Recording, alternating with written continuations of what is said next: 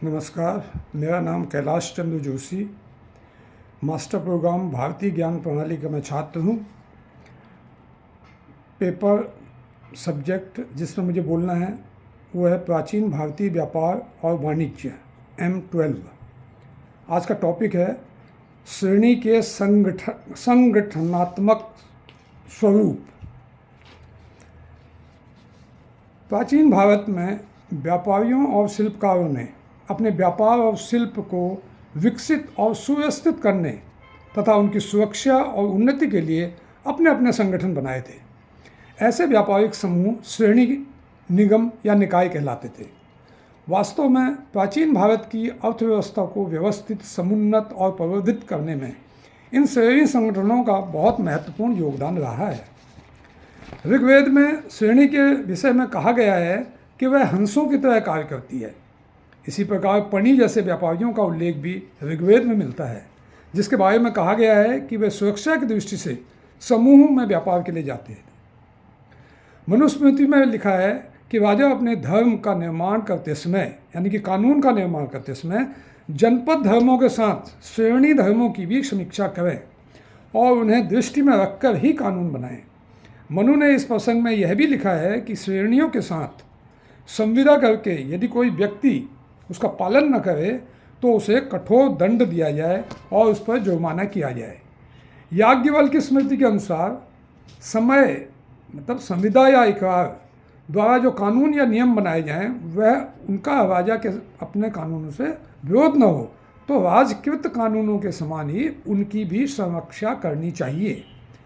याज्ञवल्क्य की स्मृति में स्पष्ट रूप से कहा गया है कि यदि कोई व्यक्ति किसी अन्य समूह की संपत्ति की चोरी करे या उसके साथ की गई संविदा का अतिक्रमण करे तो उसे देश से बहिष्कृत कर दिया जाना चाहिए और उसकी सब संपत्ति जब्त कर लेनी चाहिए।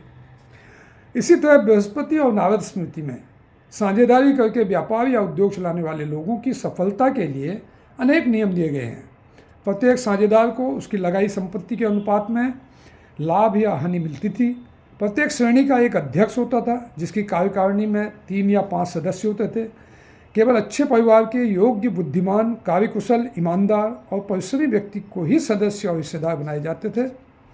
यदि किसी साझेदार की मृत्यु हो जाती तो अन्य साझेदारों का कर्तव्य था कि वे उसके हितों की रक्षा करें। ऐसी अवस्था में उसके उत्तराधिकारी को साझेदार बना लिया जाता था। बौद्ध ग्रंथों में भी श्रेणियों के संगठन के बारे में विस्तृत जानकारी मिलती है। ये श्रेणियाँ अपने कार्य को संचालन के लिए अपने में एक प्रधान चुनते थे। ये प्रधान अपने समुदाय और राज्य के लिए अनेक कार्य करते थे। इसी तरह हरिवंश पुराण, जो कि महाभारत का एक भाग है, के अनुसार प्रत्येक श्रेणी का अपना कार्यालय, सभा भवन तथा विशिष्ट ध्वज होता था। संगठन की बैठक की कार्रवाई लोकतांत्रिक रूप से की जाती थी। प्रत्येक सदस्य को अपनी बात कहने की स्वतंत्रता थी और सामान्यतः किसी सदस्य को अपनी बात कहने पर रोक नहीं होती थी। उपरोक्त विवरण से यह स्पष्ट हो जाता है कि प्राचीन भारत में श्रेणियों का विकास लोकतांत्रिक आधार पर हुआ था, जिसने धीरे धीरे अपना एक स्वतंत्र संविधान बना लिया था। सामान्यतः ये संगठन पूर्ण रूप से स्वतंत्र थे और स्वच्छंद होकर श्रेणी के हित को ध्यान में रखकर कार्य करते थे। संगठन की कार्यप्रणाली को संचालित करने के लिए एक कार्यालय भी होता था, जहां सदस्य सम्मिलित होकर अपने विचारों का आदान प्रदान करते थे। संगठन की बैठकें सुविधानुसार भिन्न स्थानों पर आयोजित की जाती थी। सदस्यगण प्राय इकट्ठे होकर सर्वसामान्य विषयों पर विचार विमर्श करते थे और एकमत होकर ही निर्णय होते थे। लेकिन जब वे किसी मुद्दे पर एकमत नहीं हो पाते थे तो 2, 3 या 5 सदस्यों की एक उप समिति बना देते थे, जिसका निर्णय सबको मानना पड़ता था। श्रेणी के सभी सदस्य उनके कार्यों के प्रति सामूहिक रूप से उत्तरदायी होते थे। श्रेणी के नियमों को कानूनी मान्यता प्राप्त थी और राजा भी उन कानूनों को मानता था। प्रायः सामान्य परिस्थितियों में राजा श्रेणी के संगठन में कोई हस्तक्षेप नहीं करता था, किंतु जब किसी श्रेणी की कार्यकारिणी अकारण किसी सदस्य से नाराज होकर उसके हितों को हानि पहुंचाने लगती थी तो वह उसमें हस्तक्षेप करता था। जब कभी सदस्यों या कार्यकारिणी के बीच झगड़ा उठ खड़ा होता था तो राजा मध्यस्थ होकर उसका निपटारा करता था। और श्रेणियों के राज्य विरोधी तथा अनैतिक कार्यों को रोकता था। राजा को यह अधिकार था कि वह आवश्यकता पड़ने पर श्रेणियों से धन उधार ले सकता था, और यदि उनके पास सेना होती थी तो राष्ट्रीय संकट के समय वह सेना भी मंगवा सकता था। राजा उनको नियम बनाने की छूट देता था, और यदि ये नियम राज्य के लिए अहितकर या विरोधी नीति के नहीं होते थे तो उनको अपने विधान में भी मान्यता प्रदान करता था। ये श्रेणियाँ आधुनिक बैंकों की भांति भी कार्य करती थी। उनमें धन जमा कराया जाता था जिस पर वह ब्याज देती थी। ये धन उधार के रूप में भी देती थी। साधारण बचत के अतिरिक्त ट्रस्टी के रूप में ये अक्षय नीति जमा करती थी, जिनका केवल ब्याज ही प्रयोग में लाया जाता था और इसका मूल सुरक्षित रहता था।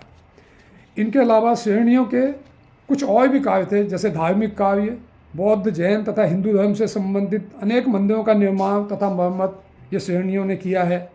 आर्थिक कार्य भी ये करते थे, जैसे सिक्के तथा मुद्रा चलाना, बैंकों का कार्य, बाजार में क्रय विक्रय पर नियंत्रण, जन कल्याणकारी कार्य भी करते थे, जैसे सभागृह बनाना, विश्राम गृह बनाना, पंथशाला, सरोवर, उद्यान, निर्धनों को दान आदि। इसके अलावा न्यायिक कार्य केवल अपने सदस्यों के लिए, व्यावसायिक कार्य, व्यावसायिक प्रशिक्षण भी ये लोग देते थे और किसी बड़ी ऑर्गेनाइजेशन से लेते भी थे। और इसके साथ ही साथ ये लोग सैनिक कार्य भी करते थे, जैसे रामायण में सयोत श्रेणी का जिक्र आता है और महाभारत में श्रेणी बलभृत। हालांकि महाभारत के सैनिकों को भाड़े के सैनिक के अनुसार ट्रीट किया जाता था। तो ये श्रेणी की जो हमारी पद्धति थी ये काफ़ी विकसित थी प्राचीन भारत में। धन्यवाद।